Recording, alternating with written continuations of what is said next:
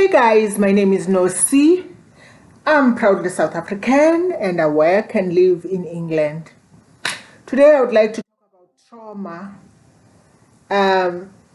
and how to some exercises that we have to do to calm ourselves when we face traumatic experiences that put us into that fight or flight mode, the experiences that threaten us, and how to calm ourselves. An example of those those experiences are, maybe you've been in a car accident now, or you've just experienced robbery in your house and you are a survivor. Anything that you are forced to act immediately, and after that you are left with a trauma. For me, what has been traumatic in my life was a car accident where I survived and I didn't know how I survived. Then it was traumatic.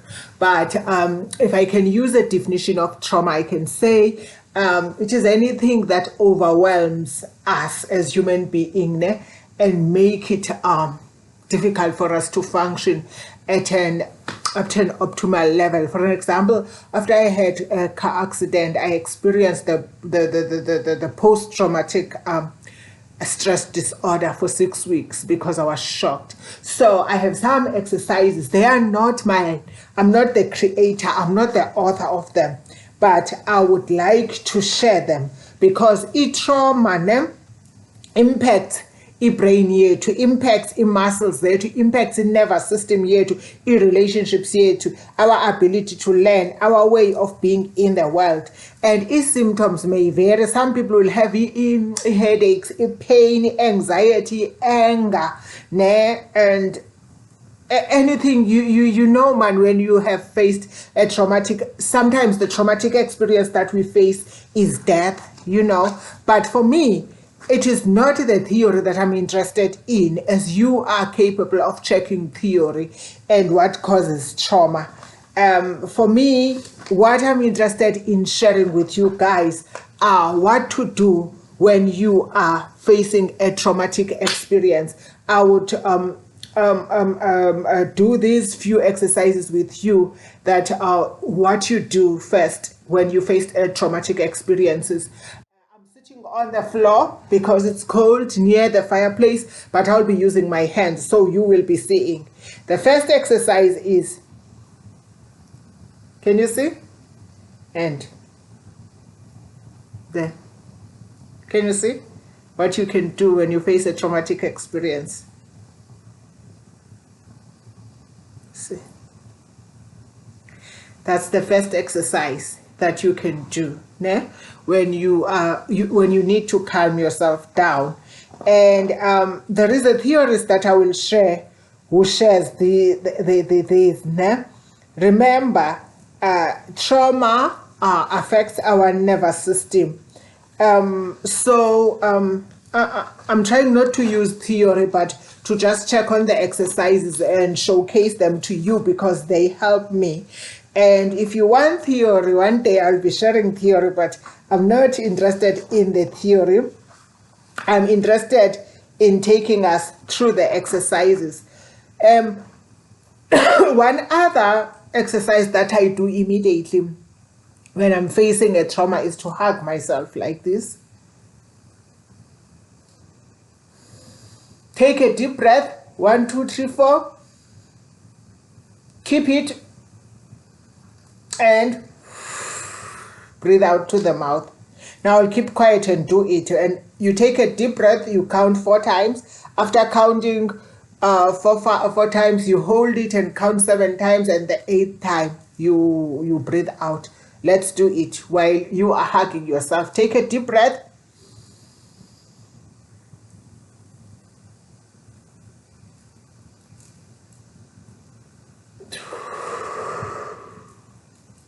You breathe out slowly. So you do that repeatedly in order to calm yourself. I would like to explain the secret in our fingers and why they are important in calming us in situations, because I'm going to do exercises with you where we use fingers. When you face stress, worry, and tension, you use ubonzi, this finger. Ne? When you face fear, digestion, and back, when you face fear, you use this finger. Okay, I'm going to, okay, let me do them this way. You touch them this way. Like for an example, when you face stress, worry, and tension, it's this finger. Ne? When you face fear, it is the finger that you touch. Don't forget to take a deep breath in between.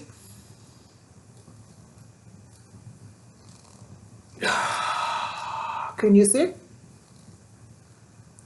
The third finger, this is the finger that people use when they are rude and are insulting, and then they do this. But in this case, when we face anger, frustration, fatigue, and indecision, when we can't take decisions, take a deep breath.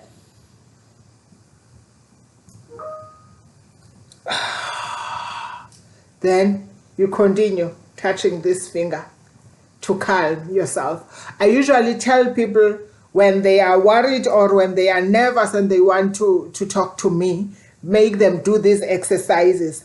And then when you face sadness, grief, relationship, sadness, grief, and then we touch this one, the one we put a ring on when you are married. So when you face sadness, grief over umpanga and everything, you touch this, but you don't forget to take a deep breath.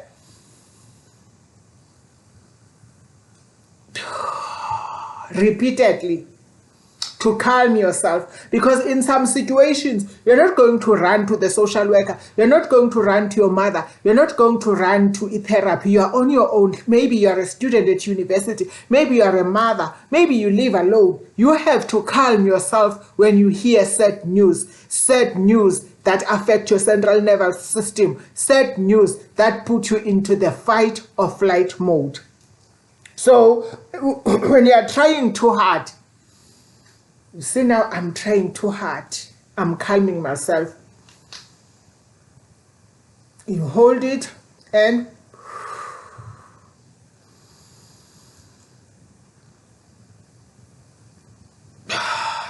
each finger has its own way, as I have explained. You touch it together with a deep breath.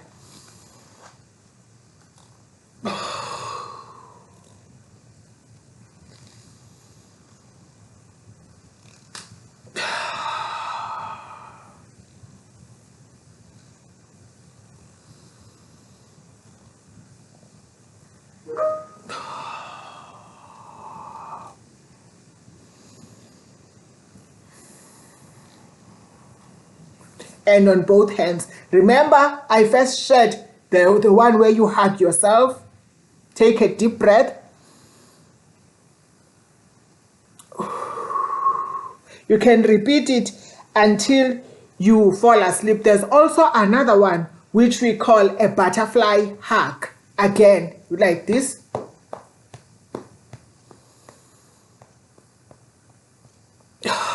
These ones are my favorite ones, because I like hugs. I would run to someone to hug me when I'm feeling pain or whatever. So if I'm alone, I like this one. We call it a butterfly hug, you know. So you imagine that your hands are a butterfly flapping one wing and then another, so a butterfly. And remember, a butterfly is one insect that I use for my strength. I've shared a lot about the butterfly and how I was forced to take my wings when my wings were suddenly broken, when grief has broken my wings and I felt my wings, and I felt like, oh, that's why I have a tattoo that is a butterfly. And I was forced to take back my my strength, my wings from the enemy, from the devil. Another one is holding here and holding here. Take a deep breath. Hold yourself. Yeah. And then another one will be holding here and holding the tummy. It's in the bonus, because I've been sitting down. And then the other one will be holding holding here and holding in the tummy. I'm holding the tummy. Here's my hand, but I can't stand because in Shelly pants.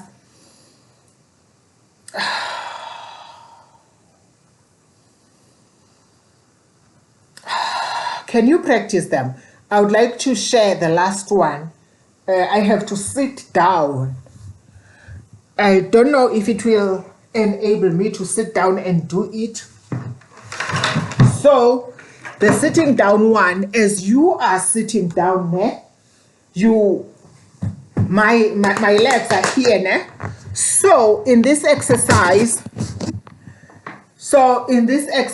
now, take a deep breath.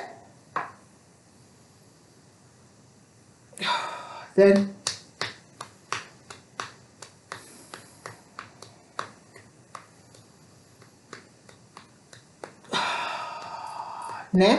then you change it and do it with your legs. You know the brain is divided into the left and the right hemisphere. So there's some relief that has been proven scientifically that if you also flip your legs like this and take a deep breath, it has a way of releasing tension from you. I hope you take these exercises and use them, because also since COVID, people have faced a lot of anxiety, and some people are suffering from panic attacks. So use your fingers. Remember what I said with this finger. Remember what I said with this one. Remember what I said with this one. Remember what I said with this one and this one. Remember how to hug yourself. Sometimes I would do this.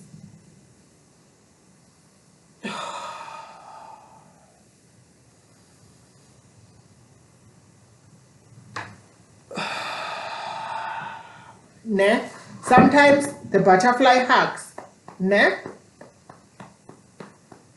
Sometimes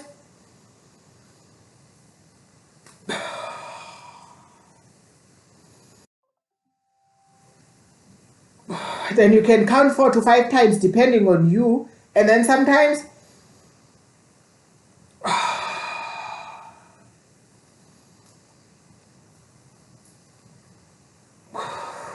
and sometimes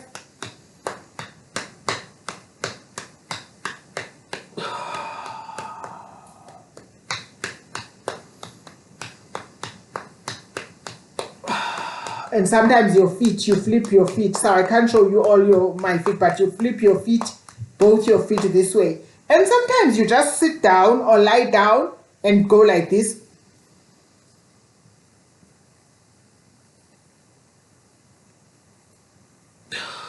To calm yourself. I usually share this one of calming yourself like this, even when you see that you're about to be angry, when you see that someone is saying something that might offend.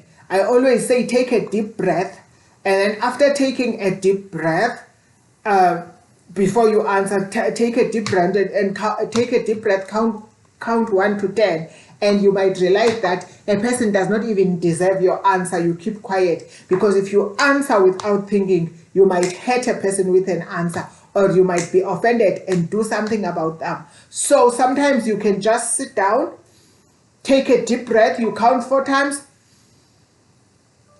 you hold it, and then